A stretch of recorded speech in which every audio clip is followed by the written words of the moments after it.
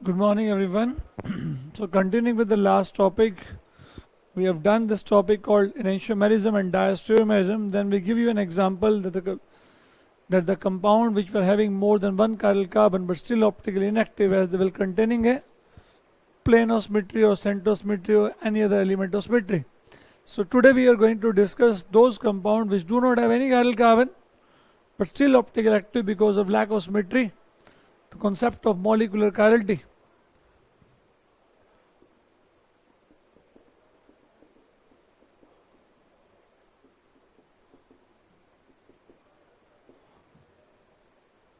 What is molecular chirality?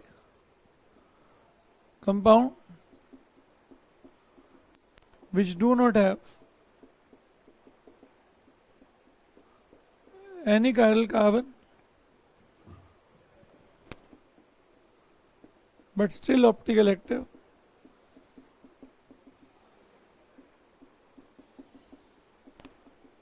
due to lack of symmetry, lack of element of symmetry,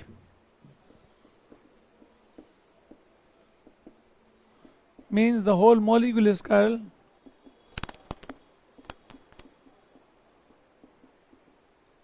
पूरा molecule ही chiral होता.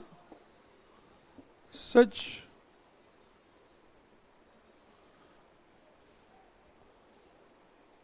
phenomena is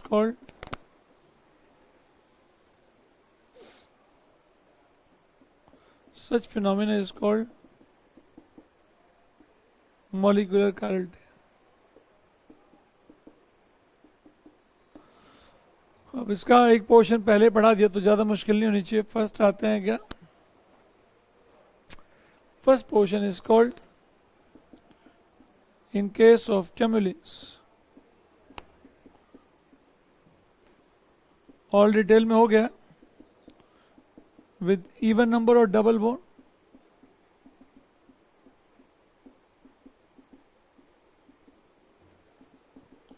with odd number और double bond, जिनमें even number और double bond होते हैं और जिनमें और नंबर और डबल बॉन्ड होता है. अब इवन वाले होते हैं तो फुल डिटेल में हो गया तो प्रॉब्लम नहीं होनी चाहिए. ऑलरेडी समझा दिया कि there are two triangular structure lying here. One triangular structure this and one triangular structure this are both lie perpendicular to each other. Therefore no element of symmetry, कोई element of symmetry नहीं है. Therefore optical active. But पीछे भी ये बात समझाई थी क्या? ये और ये एक कार्बन से जुड़े हुए दोनों ग्रुप डेफिनेटली डिफरेंट होने चाहिए. इवन होने के बावजूद अगर ये ग्रुप सेम हो गए, तो contain plane of symmetry through molecular plane.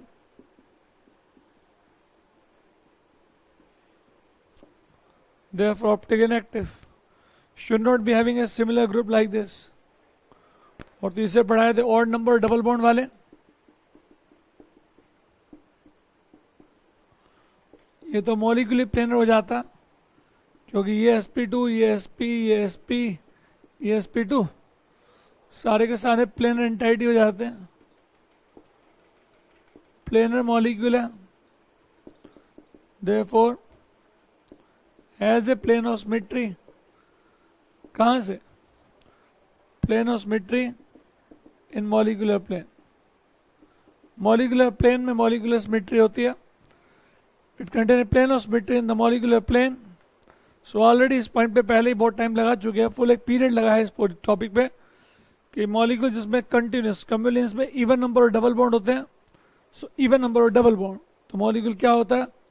Can not show geometrical but can show optical with the condition that these two group should be different. Geometrical नहीं दिखा सकता बट ऑप्टिकल दिखा सकता है. बट कंडीशन ये थी कि दोनों ग्रुप क्या होने चाहिए? डिफरेंट होने चाहिए. अगर दोनों ग्रुप डिफरेंट नहीं हुए तो प्रॉब्लम आ सकती है. प्रॉब्लम क्या आ सकती है? मॉलिक्यूल में क्या हो जाएगी? एक एलिमेंट ऑफ सिमेट्री हो जाएगी. उस एलिमेंट ऑफ सिमेट्री को दोबारा एक बार रिवाइज करा देते हैं सो दैट आपको आइडिया हो जाए और लॉन्ग टाइम तक आपको ध्यान भी रहे।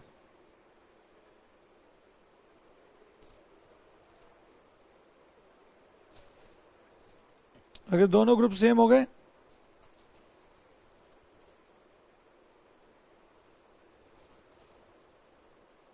Just a minute,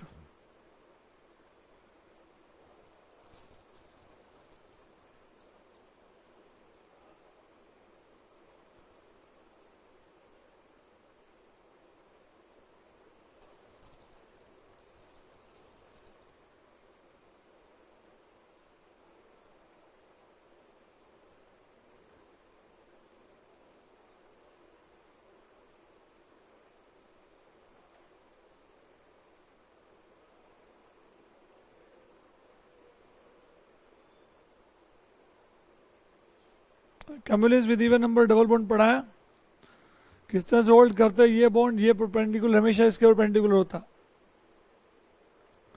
this line in this manner, in this manner मतलब जैसे flat molecule this lie upward this lie downward, तो ये ट्रायंगल इस ट्रायंगल परपेंडिकुलर होता।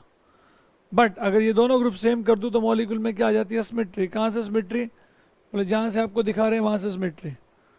तो if you are going to hold this from here, you can cut this compound to equal half. कहाँ से, exactly इसके सेंटर से यूं एक प्लेन पास करेंगे। अगर इसको एक्स मानते हैं इसको वाई, तो एक्स वाई प्लेन में पास करेंगे and you will be able to cut this molecule to exactly equal half. So you should be able to understand from where I am talking. You can cut exactly through the plane which is the, जिसमें एक brown atom दिखाई दे रहा है, तो यहां से cut करेंगे तो एग्जैक्टली हाफ हाफ कट जाएगा। सो कंडीशन क्या है, कंडीशन ये है कि इवन नंबर डबल बॉन्ड वाले ऑप्टिकल एक्टिव, दोनों सेम ग्रुप हो गए तो इनएक्टिव, सेम हो गए at odd number double bond हुए तो definitely optical inactive. So compound which do not have any chiral count but still optically active due to the lack of symmetry as the whole molecule is chiral is called molecular chirality. इसे बोलते हैं बेटा molecular chirality. So ये first topic हो गया।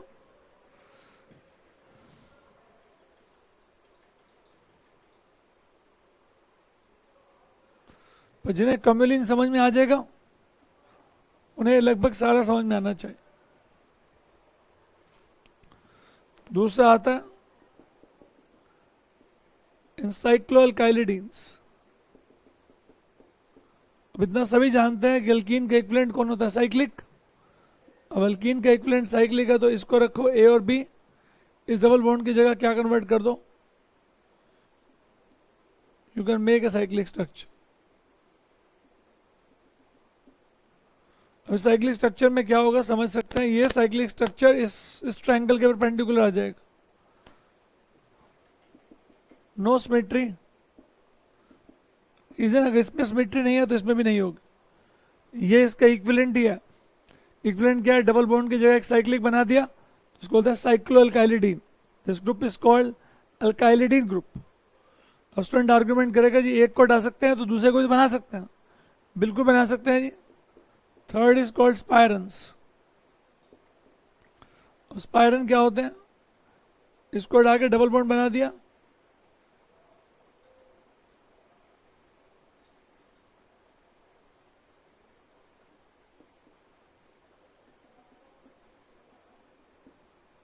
ये स्पायरन्स। इस double bond को हटा के भी एक साइक्लिक स्ट्रक्चर बना दिया, इसको हटा के भी एक साइक्लिक स्ट्रक्चर बना दिया। ये भी कोई सिमेट्री नहीं है, ऑप्टिकल एक्टिव है तो नो सिमेट्री। स्टूडेंट आर्गुमेंट करता है कि दोनों 6 मेंबर रिंग बना सकते हैं, बिल्कुल बना सकते हैं। दोनों 6 मेंबर रिंग बना दोगे तो भी हाफ हॉरिजॉन्टल रहेगा और हाफ वर्टिकल रहेगा, तो फिर भी ऑप्टिकल एक्टिव रहेगा। क्या समझाया कि ये पोर्शन डिफरेंट ग्रुप होने चाहिए। अगर डिफरेंट ग्रुप है तो एग्जैक्टली ये 6 मेंबर अगला भी 6 बना दोगे तो भी ऑप्टिकल एक्टिव रहेगा। सो ये हो गया बेटा जो कम्युलिन्स का इक्विवेलेंट साइक्लोअल्काइलिडीन का इक्विवेलेंट स्पायरन। अगर कम्युलिन ज्योमेट्रिकल नहीं दिखाएगा तो ये भी ज्योमेट्रिकल नहीं दिखाएगा, ये बहुत इंपॉर्टेंट है। If this will not show geometrical, this will not also not show geometrical because relative positioning is not going to change. तो ये हो गया बेटा कम्युलिन्स।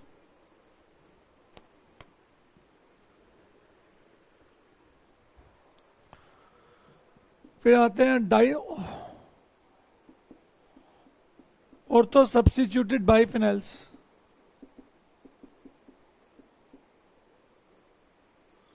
अब ऑर्थो सब्स्टिट्यूट बाइफिनाइल्स क्या होते हैं?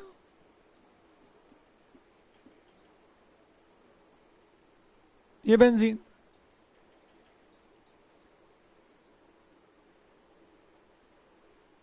ये बेंजीन जान करके थोड़े डिफरेंट साइज के बनाने की कोशिश की है, डिफरेंट कलर से ही बना देता हूं so that you are able to understand.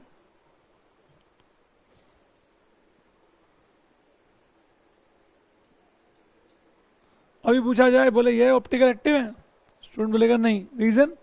बस सारे के सारे sp2 प्लेनर, सारे के सारे कार्बन sp2 हाइब्रिडाइज है तो मॉलिक्यूल प्लेनर, सारे के सारे एक ही प्लेन में लाई करते हैं तो मॉलिक्यूल में कहां से? It contain A plano symmetry, therefore optical active नहीं होगा। लेकिन इसके ग्रुप, इसके ऑर्थो पे कुछ बड़े बड़े ग्रुप लगा दें,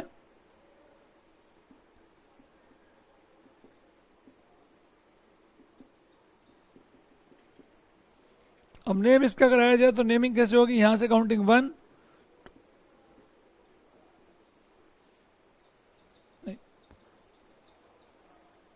पॉइंट ऑफ अटैचमेंट से कराओ, 1 2 3 4 5 6, 1 डैश 2 डैश, तो क्या हो जाएगा? 6 6 डैश डाई नाइट्रो, 2 के लिए डाइफिनाइल या biphenyl, 2 2 dash di carboxylic acid. ऐसे केस में सिस्टम में नेमिंग कहां से होती है? जहां से पॉइंट ऑफ अटैचमेंट, उसको 1 देंगे, दूसरा इसको 3 4 5 6, सो नाम हो गया 6 6 dash di nitro biphenyl 2 2 dash di carboxylic acid. वैसे कॉमन नेम होता है इसका di nitro diphenic acid, but common सभी याद नहीं रहेंगे तो आईयूपीएसी तो आना ही चाहिए। अब किया क्या हमने? किया हमने ये कि हमने ऑर्थो पे क्या लगा दिए? 2 बिगर ग्रुप लगा दिए। अब ऑर्थो पे 2 बिगर ग्रुप लगाने से क्या होगा? I have to take 2 books, 2 books लेनी पड़ेंगी मुझे।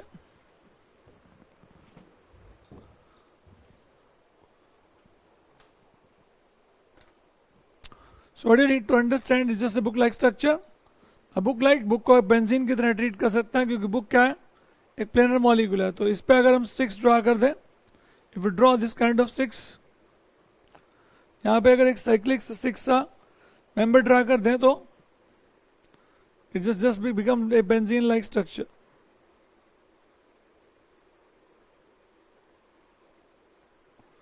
तो ये बिल्कुल बेंजीन लाइक स्ट्रक्चर बन जाएगा। So what you can say, benzene एक प्लेनर एंटाइटी है। अब ये प्लेनर एंटाइटी, ये प्लेनर एंटाइटी इस प्लेनर एंटाइटी से जुड़ी हुई है।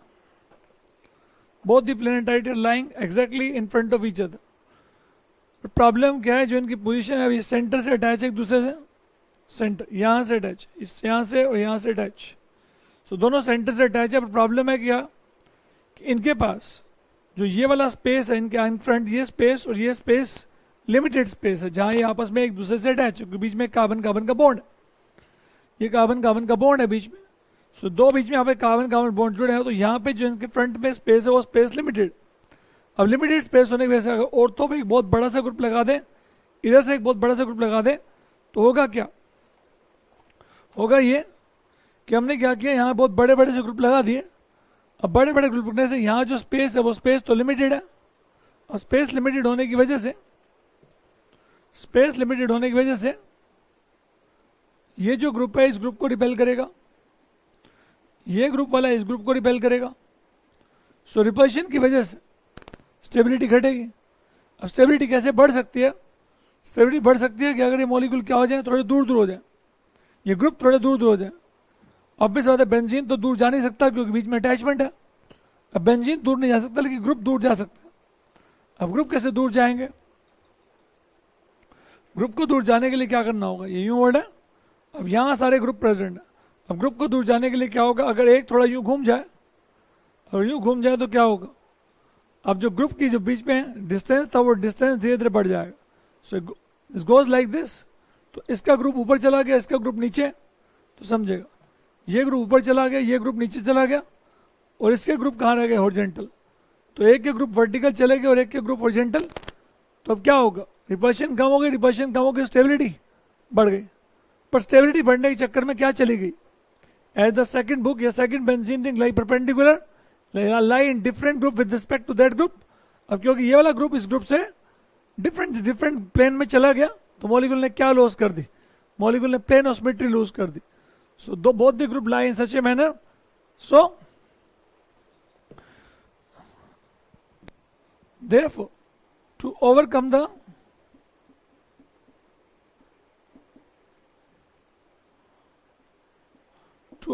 the repulsive interaction between ortho substitute groups, molecule loses the planarity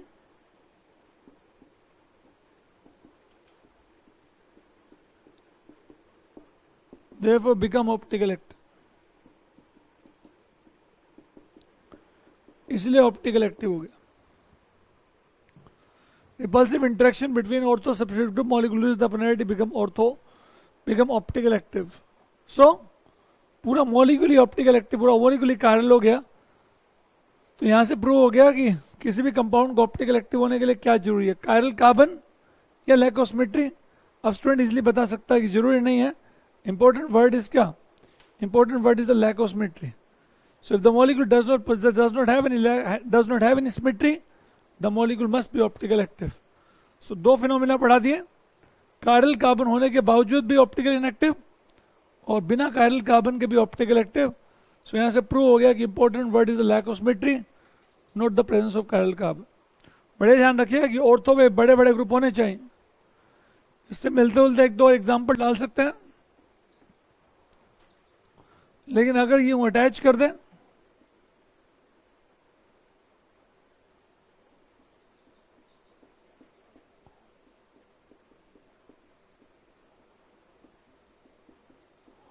attach कर दिया तो नाउ कंटेन अब प्लेनोसिमेट्री है, सेंट्रोसिमेट्री भी है, देयरफॉर ऑप्टिकल इनएक्टिव। इनके बीच में आपस में कोई इंटरेक्शन नहीं होनी चाहिए। अगर ये आपस में अटैच हो गए तो पूरा का पूरा बेंजीन नहीं घूमेगा फिर, क्योंकि ये आपस में अटैच है तो ये परपेंडिकुलर जाएगा तो उसको ऑटोमेटिकली जाना पड़ेगा, तो सारे के सारे एटम एक प्लेन में हो जाएंगे, तो मॉलिक्यूल क्या हो जाएगा फिर ऑप्टिकली इनएक्टिव। ये भी ध्यान रखिएगा कि जो बड़े बड़े ग्रुप है वो कहाँ होने चाहिए, ऑर्थो पे होने चाहिए। ये ना हो कि मैंने बाइफिनाइल पढ़ा दिया, उस बाइफिनाइल पढ़ाने के बाद उसने यहाँ कोई भी ग्रुप लगा दिए,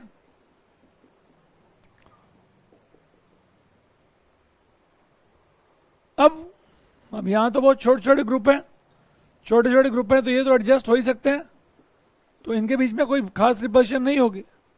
अब खास रिपल्शन नहीं होगी तो स्मॉलर ग्रुप तो एडजस्ट हो ही सकते हैं। जितने बड़े ग्रुप होंगे तब प्रॉब्लम होगी, तो इन छोटे छोटे ग्रुप से प्रॉब्लम नहीं होने वाली। Therefore remain optically active, remain optically inactive. ऐसा सिर्फ तभी होता है जब ortho is heavily substituted, ortho position पे बहुत बड़े बड़े ग्रुप होंगे तभी ऐसा पॉसिबल होगा। क्लियर, लिखिए।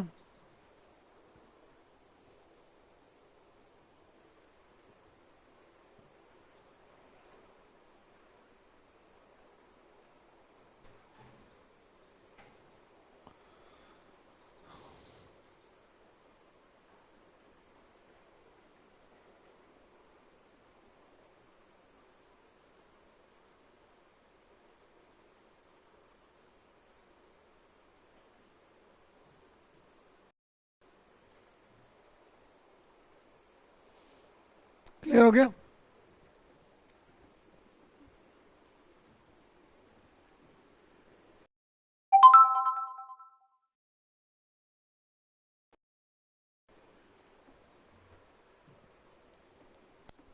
फिर नेक्स्ट टॉपिक आता है, it's called assigning the configuration. Configuration में दो टर्म्स होती हैं, one is called relative configuration, इसको बोलते हैं डीएल सिस्टम, फिर बोलते हैं एब्सोल्यूट कॉन्फ़िगरेशन।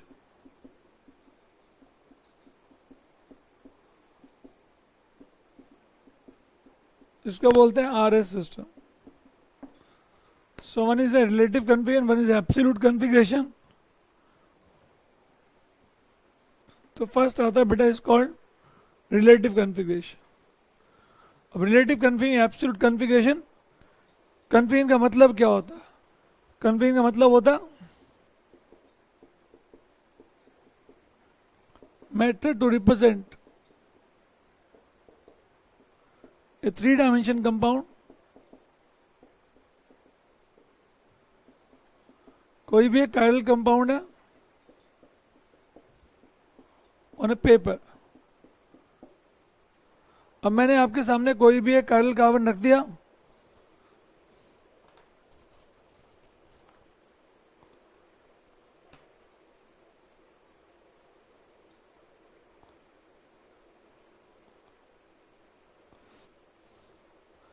अब ये कायरल कार्बन है, कार्बन के साथ चारों all 4 different groups are attach.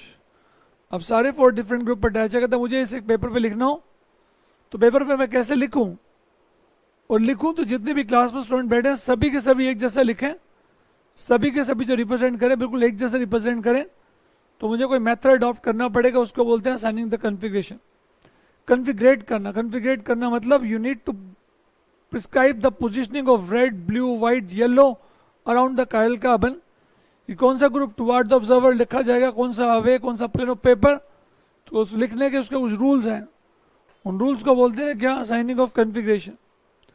Configuration 2 तरह की होती है, रिलेटिव और एब्सोल्यूट. बिकॉज ऑलरेडी डिस्कस है, किसी भी कंपाउंड को देख के अब कभी नहीं बता सकते कि वो डेक्स्ट्रो होगा या लिवो होगा. तो पेपर पे कैसे लिखें? अगर 2 एनएंशियोमेरिक फॉर्म है, how to represent them on the paper. तो उसके लिए मेथड अडॉप्ट किए गए. जब स्टार्टिंग में क्या किया गया?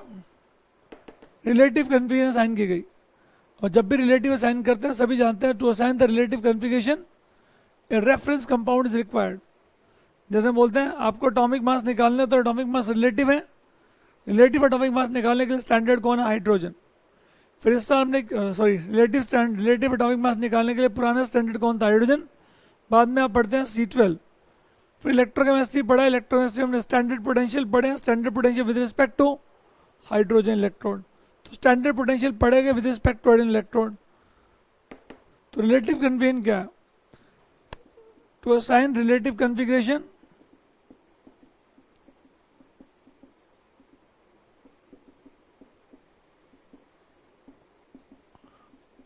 reference compound is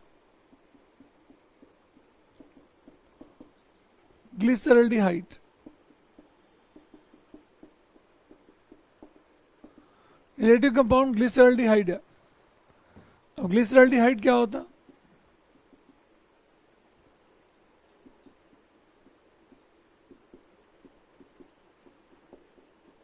ये कायरल कंपाउंड है, इसे बोलते हैं ग्लिसरल्डिहाइड. अब क्योंकि ये कायरल है तो ये अपनी मिरर इमेज के साथ एग्जिस्ट करता. अब ये इसका non superimposable mirror image है. Non superimposable mirror image है मतलब ये आपस में पेयर ऑफ इनहेंशियोमर है. तो पेयर ऑफ इनहेंशियोमर में क्या किया गया? रैंडमली क्या है? बाय कन्वेंशन जो OH ग्रुप 2 डायमेंशन में राइट साइड पे लिखा गया इसे बोला गया D, और जिसका OH लेफ्ट साइड लिखा गया उसको बोला गया L. तो स्टार्टिंग में 2 रेफरेंस कंपाउंड लिए गए. कंपाउंड तो एक ही है, 2 उसकी फॉर्म है, एक D और एक L. तो बाय कन्वेंशन इस रिप्रेजेंटेशन को बोला गया D, उसको बोला गया L. स्टैंडर्ड कंपाउंड पिकअप कर लिया गया. अब जितने भी कंपाउंड हम पढ़ते हैं सबकी कन्फिगरेशन इसके हिसाब से होती है. अब इसके हिसाब से कैसे होती है? हाउ द कन्फिगरेशन D और L is assigned. But you must remember D और L नेवर मीन्स डेक्स्ट्रो लिवो. इसका मतलब कभी डेक्स्ट्रो लिवो नहीं होता. ये बहुत ही इंपॉर्टेंट है. अब ये ध्यान रखना कि डेक्स्ट्रो लिवो तो हम कभी बता ही नहीं सकते. किसी कंपाउंड को देख के भी नेवर टेल कि which one is dextro which one is लिवो.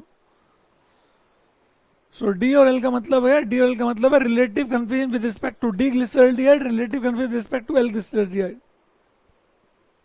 So how will you assign the absolute configuration?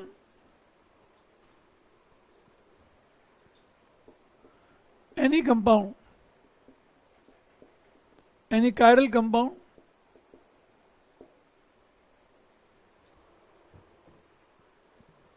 whose configuration has to be assigned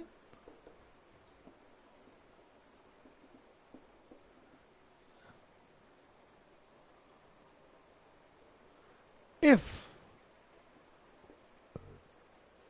can be converted into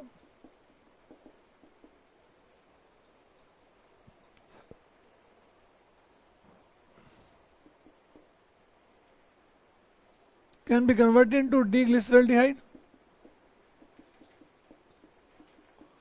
or can be formed from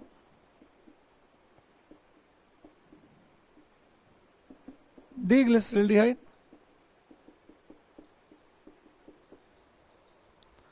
any chiral compound whose configuration has to be assigned if can be converted into D-glyceraldehyde or can be formed from D-glyceraldehyde without causing cleavage of the bond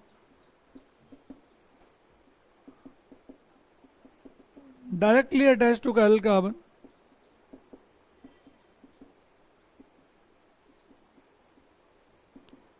is assigned D configuration.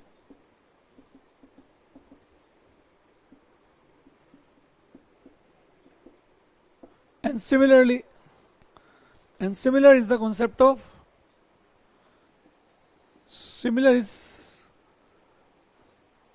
assigning of L configuration. इसी तरह से L configuration assign होती है. थोड़ी सी tedious term है, bye an example समझाते हैं. तो पहले तो ये समझ में आना चाहिए कि रिलेटिव कन्फिगरेशन मतलब क्या है. किसी भी कंपाउंड को कन्फिगरेशन असाइन करनी है तो उसके लिए क्या एक रेफरेंस कंपाउंड है, इज कॉल्ड ग्लिसरल्डिहाइड. ग्लिसरल्डिहाइड के दो फॉर्म होते हैं, this and it's mirror image. This compound which is having OH on the right in a Fisher projection is called D and OH on the left is called L. Bye convention है. अब किसी भी compound जिसको आपने क्या करनी है, configuration assign करनी है. किसी भी कंपाउंड जिसको आपने कन्फिगरेशन असाइन करनी है, if it can be form from D glyceraldehyde और एल ग्लिसरल्डिहाइड. दोबारा एक बार ड्रॉ कर देता हूं ताकि आपको ध्यान रहे. अब यह है डी ग्लिसरल्डिहाइड,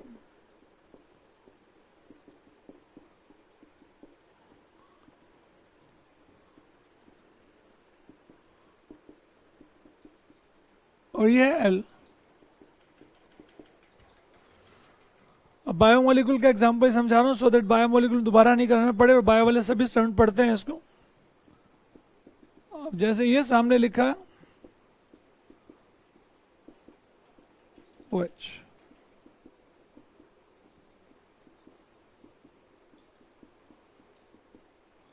सो पहली चीज देखनी पड़ती है इसमें नंबर ऑफ कायरल कार्बन कितने, मतलब कायरल कार्बन कितने हैं, 4. ये उस दिन समझाया था, ये फर्स्ट, ये सेकंड, ये थर्ड, ये फोर्थ. अब कहता है कि अगर इसको थोड़ा सा भी ध्यान से देखा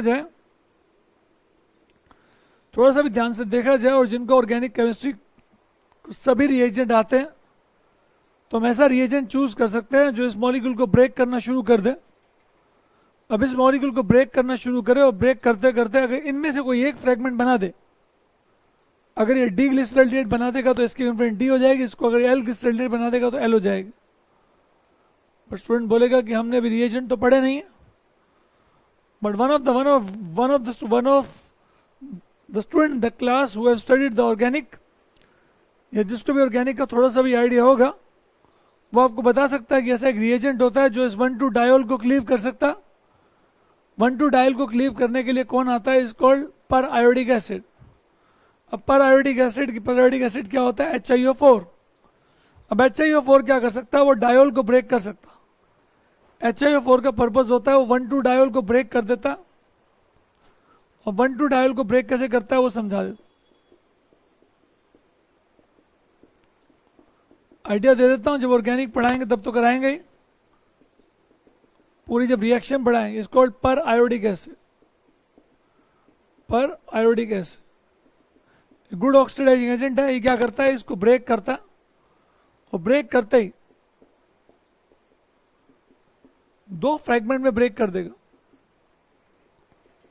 फ्रैगमेंट में ब्रेक करते ही क्या होगा, जैसे ही 1,2 डायोल को स्पेशली तोड़ता है, 1,2 डायोल को ब्रेक करेगा तो ये बॉन्ड टूटते ही दोनों तरफ नए OH ग्रुप आ जाएंगे। अब इतना हमने ऑर्गेनिक में पढ़ी रखा है कि एक कार्बन पे जेम डायोल स्टेबल नहीं होते। अब जेम डायोल स्टेबल नहीं होते तो ये वाटर निकल जाएगा। वाटर निकलते ऊपर क्या बनेगा, HCH डबल बॉन्ड O,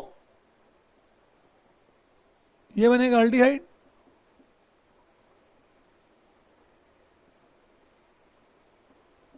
साथ में 2 वाटर निकल जाए। तो पर आयोडिक एसिड का फंक्शन क्या होता है, it can cleave 1,2 diol to convert, it will break the bond and convert both. इस बॉन्ड को ब्रेक करके दोनों तरफ OH इंट्रोड्यूस कर देता। स्टूडेंट बोलेगा रिएक्शन समझ में नहीं आ रही, आएगी भी नहीं जब तक हम मैकेनिज्म नहीं पढ़ाएंगे। वो चैप्टर आएगा डायोल्स चैप्टर में। तो अभी के लिए याद रखना पड़ेगा कि it can cleave 1,2 diol to convert into OH and OH। अब जैसे ही OH में कन्वर्ट करेगा तो एक कार्बन पे 2 H इकट्ठे हो जाएंगे, तो यहाँ से H और यहाँ से OH निकल गया, तो यहाँ डबल बॉन्ड आ गया, अल्डिहाइड बन गया। ये भी नीचे अल्डिहाइड बन गया, यहाँ से H यहाँ से OH, यहाँ डबल बॉन्ड, तो अल्डिहाइड बन गया। तो basically it can cleave 1,2 diol to form carbonyl compound, aldehyde ketone बनते हैं। इस तरह से थोड़ा सा फोकस करिएगा। सारे डायोल्स पे तो नहीं जा रहा, वही क्या करेगा, इस डायल को तोड़ेगा, इस डायल को तोड़ेगा तो यहाँ CHO बन जाएगा, यहाँ भी CHO। फिर ये इस डायल को तोड़ेगा, अब यहाँ भी CHO बनेगा और यहाँ भी CHO बनेगा। अब जैसे ये वाला बॉन्ड टूटेगा, ये डायोल है, ये वाला बॉन्ड टूटेगा, इसे फोकस करते हैं। अब ये वाला बॉन्ड टूटेगा तो ये OH, यहाँ एक बॉन्ड टूटेगा तो यहाँ एक ऊपर OH आएगा, नीचे OH आएगा। अब इस जगह OH आते ही क्या होगा,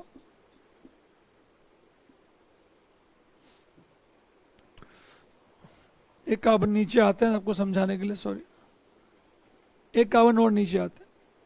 जब ये वाला बॉन्ड ब्रेक करेगा तो क्या होगा, ये डायोल वाला बॉन्ड टूटेगा। अब डायोल वाला बॉन्ड टूटते ही ये मॉलिक्यूल टूटेगा, तो डायोल वाला बॉन्ड टूट सकता। इसी तरह से ये डायोल वाला बॉन्ड टूट सकता। तो मान लो कि ये डायोल बॉन्ड टूटा, ये OH और ये OH, ये बॉन्ड टूट गया। टूटते ही क्या होगा, ये H ऐसे कैसा, ये OH ऐसे,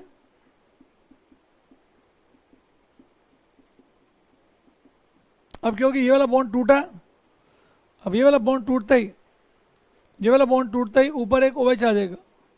नो डाउट ऊपर भी आएगा, बट ऊपर पे फोकस नहीं कर रहा हूं। तो क्या होगा, यहां से H, यहां से OH निकल जाएगा। अब यहां से OH निकलते ही क्या होगा, ये बन गया HCH, वाटर निकल गया, नीचे क्या आ गया, ये आ गया।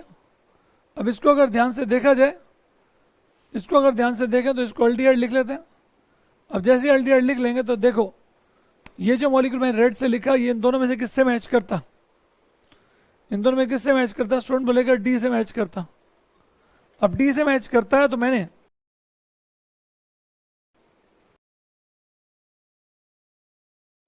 इस कंपाउंड को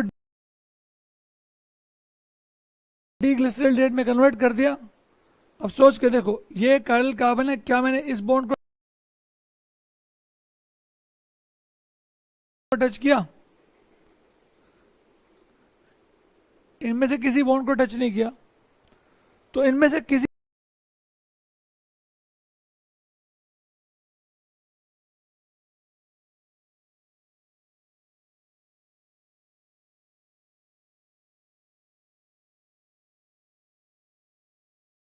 बॉन्ड को तोड़े बिना, without causing cleavage of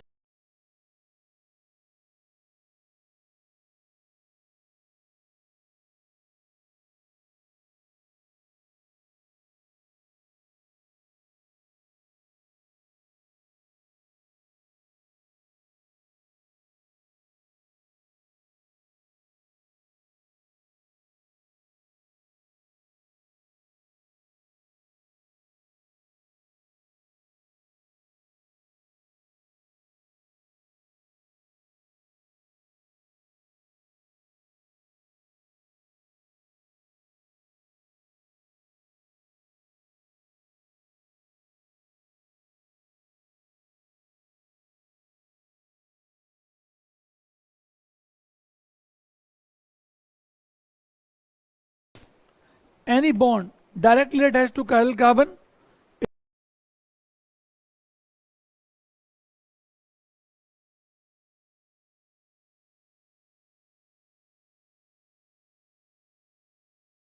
is assigned a D configuration.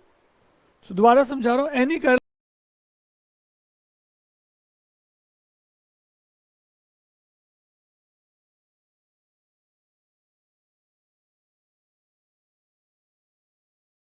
Compound, ये chiral कंपाउंड है, उस configuration has to be assign, जिसकी कन्फिगरेशन असाइन करनी पड़ेगी. If can be convert into D glyceraldehyde, अगर उसको डी ग्लिसरॉल्डिहाइड में कन्वर्ट कर सकते हैं या एल ग्लिसरॉल्डिहाइड में कन्वर्ट कर सकते हैं. It can be convert into D glyceraldehyde और can be form from D glyceraldehyde. Then reason condition क्या है? Without causing cleavage of the bond directly attached to chiral carbon is assign the D configuration. तो उसको हम D configuration दे देंगे. Similar is the signing of the L configuration. So हमने L configuration भी इसी तरह से साइन करेंगे. अब हम बात आए कि मैंने आपके सिलेबस का एग्जांपल लिया, एग्जांपल से ग्लूकोज. अब ग्लूकोज में 4 chiral कार्बन, तो ग्लूकोज जैसे कंटेनिंग सो मेनी डायोल्स, ये डायोल्स इन एडजेसेंट पोजीशन पे क्या है? पॉलीहाइड्रोक्सी कंपाउंड है, 4 OH ग्रुप है. तो मैंने एक ऐसा रिएजेंट पिक किया जो डायोल को ब्रेक कर सकता.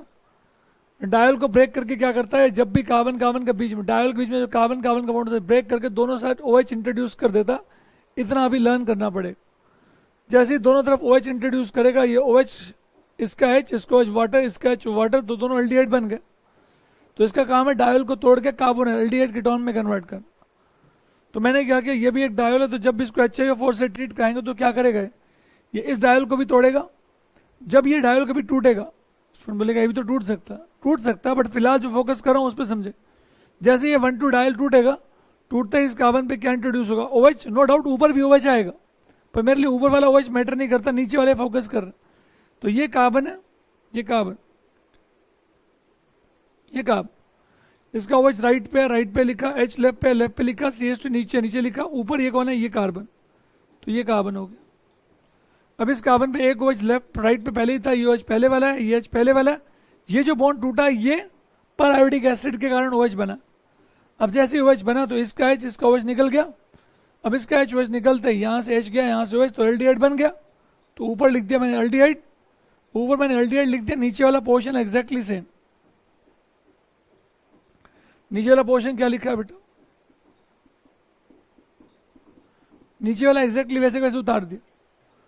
अब इस फ्रैगमेंट को ध्यान से देखें तो फ्रैगमेंट मैच करता है डी ग्लिसरॉल्डिहाइड से, इसीलिए इसको बोलते हैं डी ग्लूकोज. राइट. पर स्टूडेंट आर्ग्यूमेंट करेगा तो बहुत मुश्किल काम है.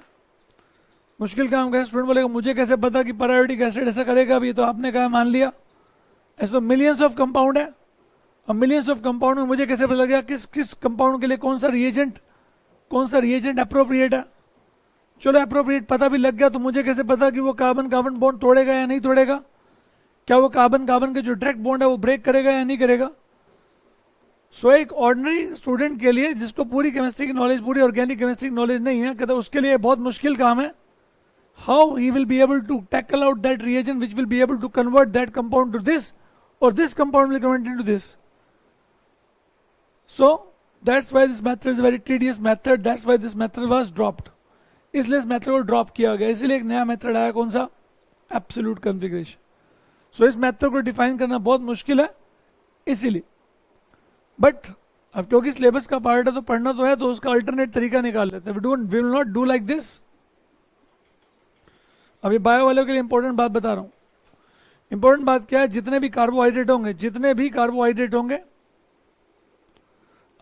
कार्बोहाइड्रेट्स होंगे, नेचुरल अक्टिंग कार्बोहाइड्रेट्स, सभी में last chiral carbon is taken as a reference carbon. इस लास्ट chiral कार्बन को रेफरेंस कार्बन ले लेंगे.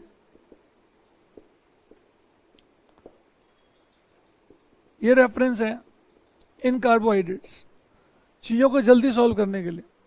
अब थोड़ा सा ध्यान से देखेंगे तो ये पोर्शन, जिस पोर्शन को मैं बॉक्स में डाल रहा हूं, ये पोर्शन किससे मैच करता? स्टूडेंट बोलेगा इससे मैच करता. अब क्योंकि chiral वाले बॉन्ड तोड़ने, ये बॉन्ड तोड़ने तो अलाउड नहीं है. अब ये बॉन्ड तोड़ने अलाउड नहीं है, तो ऊपर वाले बॉन्ड जो भी टूटेंगे इससे ऊपर वाले इन 4 बॉन्ड को तोड़ के जब भी बॉन्ड टूटेंगे तो ये कायरल वाले बॉन्ड तो टच होंगे नहीं। तो अगर किसी भी रिएजेंट से ये कन्वर्ट होगा तो डेफिनेटली इसी में कन्वर्ट होगा और किसी में तो कन्वर्ट होने का चांस नहीं। इसीलिए those carbohydrate in which the last chiral carbon is having OH on the right is called D. So ये डी ग्लूकोज है। सो जितने भी कार्बोहाइड्रेट्स होते हैं, जितने भी कार्बोहाइड्रेट्स जो हम पढ़ाते हैं नेचुरल एक्टिंग कार्बोहाइड्रेट्स, अब कोई भी पढ़ा रहे हो,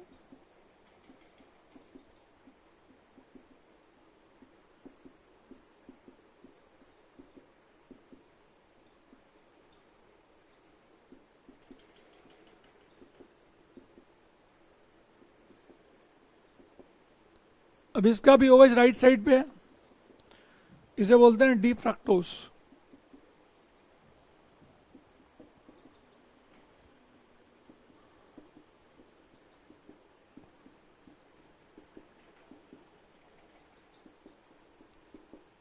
ये पेंटोज शुगर है 5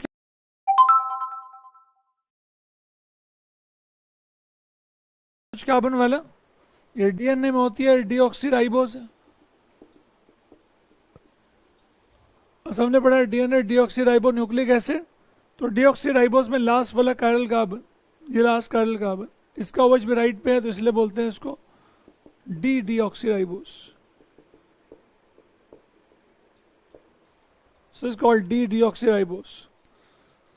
यहाँ पे OH लगा दें, इस बिकम राइबोस। तो जितने भी नेचुरल अकरिंग कार्बोहाइड्रेट होते हैं सभी में लास्ट कायरल कार्बन पे OH राइट साइड पे लाई करता है, इसलिए बोलते हैं इनको capital D configuration. So biomolecule में जो दोबारा आएगा we will not do it again, तो यू मस्ट रिमेंबर कि what do you mean by capital D glucose. अब स्टूडेंट आर्गुमेंट बोलेगा बोले